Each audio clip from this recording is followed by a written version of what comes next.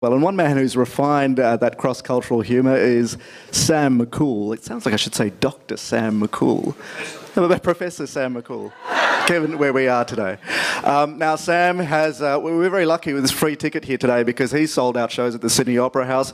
He's performed at the Edinburgh Fringe, 60 countries around the world he's travelled and performed in, speaks 4 languages. Please welcome Sam McCool.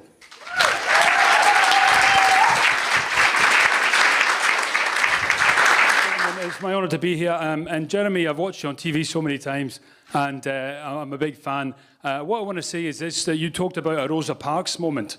I think most people know about Rosa Parks, obviously. I've had several in my lifetime, and one very recently at Bondi Beach. I was surfing at Bondi Beach, and I know some people don't expect that from a hairy brown man, but I was. And a woman came into me on a surfboard and hit me in the head.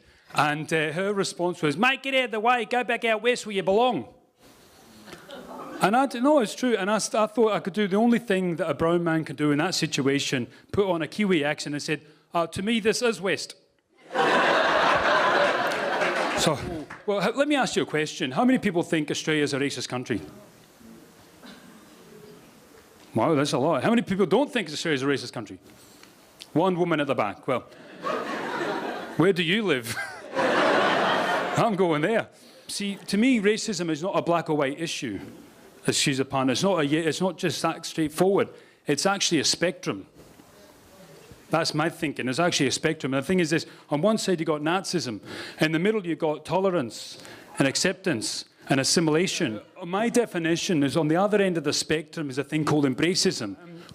And basically what the philosophy that I've developed is from travelling around so much and learning other languages and everything, is that one of the ways, I'm not saying the only way, but one of the ways to combat it is to expose yourself to other experiences, right? To learn another language, to eat other people's cuisine, to travel, to, you know, read books, etc. So to actually seek out and embrace difference.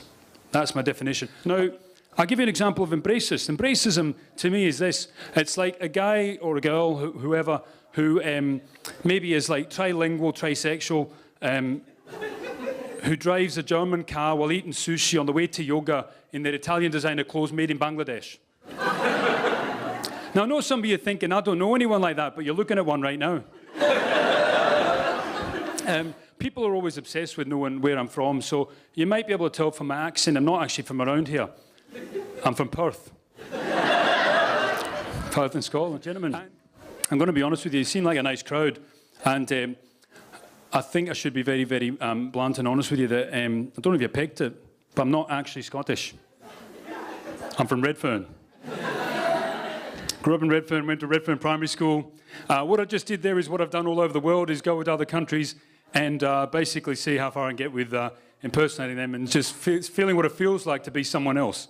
You know, it's all very easy to judge others from our own perspective, but I've been around and done that in many different countries and seen what it feels like to be someone else. For example, I've been to Scotland, Edinburgh Comedy Festival, in a Scottish accent, performed, and at the end of the show, they're all like, "Brilliant show, pal, come along, let's go and have a whiskey." No qualms. If I do a show in Australia, it's all like, "Mate, good show, mate, love the accents, great, where are you from?" Australia. Nah, but like before that. Oh, so I can't be Australian then, is that what it is? Because they're always obsessed, as you said, Jeremy, with your background. What's your heritage? What's your cultural heritage? They're always like, "Hey, mate, what's your background?" I go, "This war." "No, what's your nasho, Australian?" "No, what's your descent, downhill?" "No, what? Where are your parents from? Their place?" "No, what's your ancestry, Neanderthal?" "That's a bit far back, mate, come on." Yeah. And so they keep going and going and going until they can finally put you in a box that they're comfortable with. "Where were you born?" "Darlinghurst." "Oh, you're gay then, are you?" Because they want to find the appropriate box to put you in so they can discriminate against you appropriately. That's how it works, I think. I think that's the thing, right? Now, when I went to India, right, I asked them, "Do you think I'm Indian?" They said, "Well, you know, you look like us, but you sound like Apu from The Simpsons." "You could be a Punjabi or a Parsi." I said, "What's a Parsi?" He said, "Not quite an Indian, but you'll Parsi, you know." Like when you travel, I lived in Indonesia for 5 years, in Bali, and a lot of people go there and they're worried about getting Bali belly, you know, getting the runs, get Bali belly. And they go to India and they're worried about getting Delhi belly.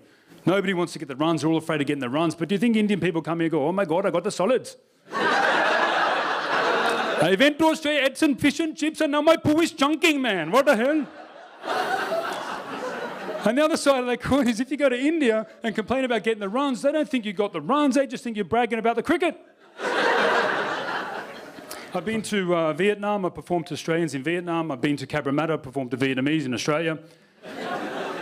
I've tried it all, ladies and gentlemen. I've seen it from every other angle. I've even, at one stage, did a hoax where I had to impersonate a Greek person for 4 days, which is longer than Alexander the Great. This concept I'm talking about of Embracism, of moving beyond your own paradigm of where you were born and your own identity, of your parents' identity and everything else, is something I've lived most of my life and I'm endeavouring to do more of.